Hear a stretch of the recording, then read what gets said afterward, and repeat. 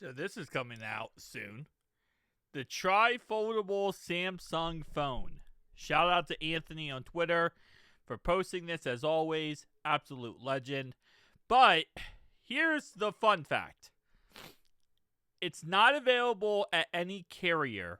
It's only available at the Samsung store. So you can't get it through Verizon, AT&T, Sprint, none of them. Now, I'm sure there is a reason why, and I think the reason why is because I don't think Samsung, I don't think that any of these carriers are going to want to carry this stock, right? And they're not going to want to invest in this phone because it's nearly $3,000. So there's no scenario where that even really makes sense. Slash, then you would lock it down for 3 months to a carrier, and it just wouldn't make sense. So you have to buy directly from Samsung store. There will most likely be a trade-in value or trading offer, but it's $3,000. Okay, so even if, let's say, for example, they might give you $1,000 for your S20 or S21, 2, 3, 4, 5, right? They might give you $1,000 for your phone. Even if they did that, which I don't think they will, that's still $2,000, right? I mean, $1,800. So yeah, I'm sure there's going to be trade-in values, and I'm hoping that they're crazy good.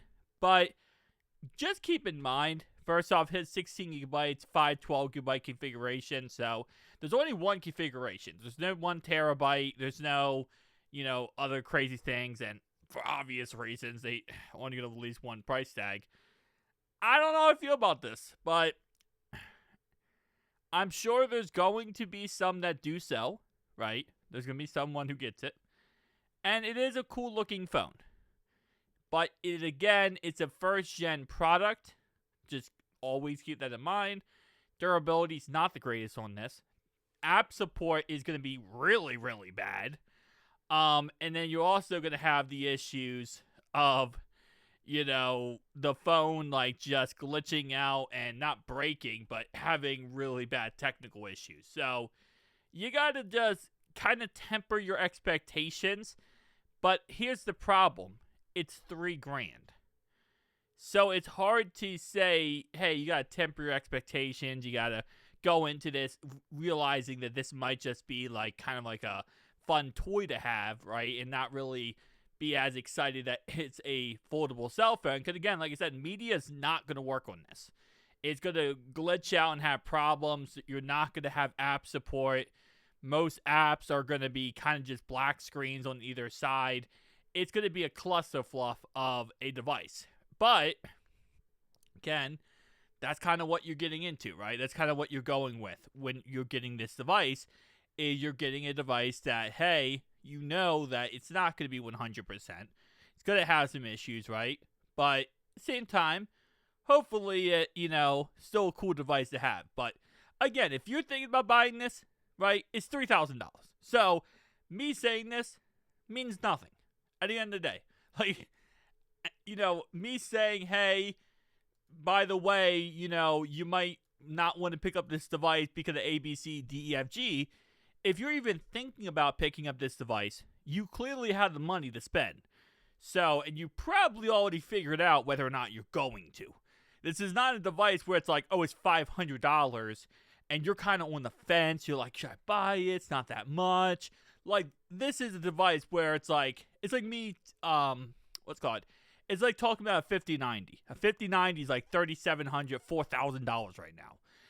You probably already figured out if you're buying a 5090. You already figured that one out. But I'm just saying, I'm kind of giving more of a caution here for this. Just make sure to lower your expectations going into it. That's kind of my motto here. Again, at the end of the day, if you're going to buy it, you're going to buy it. That's kind of how it works, but it's interesting.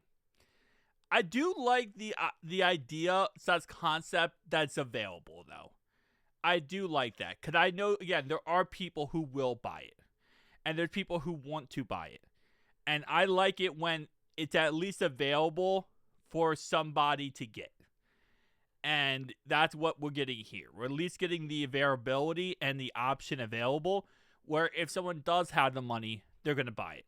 But it's $3,000. Now, I do say that, but I also own an Apple Vision Pro. But when I bought my Apple Vision Pro, I bought it from eBay. I bought it for like $1,500, where it normally costs like $3,600. I bought $1,500 from eBay when it was like discounted and nobody wanted it. It was after everyone was like, yeah, this is a bust item. That might be the time to buy it.